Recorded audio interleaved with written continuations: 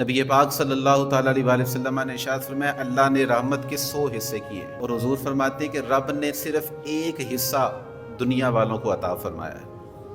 اپنی رحمت کا ایک حصہ اللہ پاک نے دنیا والوں کو عطا فرمایا ہے، باقی 99 حصے وہ رب کے پاس ہی ہیں۔ 99 حصے رب کے پاس ہی ہیں، صرف ایک حصہ محبت کا اور رحمت کا اللہ پاک نے دنیا والوں کو عطا فرمایا ہے۔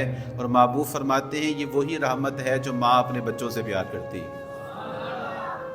اب اس ایک رحمت کے حصے کی تاثیر دیکھیں کہ وہ رحمت کتنی زیادہ ہے۔ ماں کی محبت کا تو پتہ ہے نا کہ کتنا ماں پیار کرتی ہے، والدین کتنی محبت کرتے ہیں۔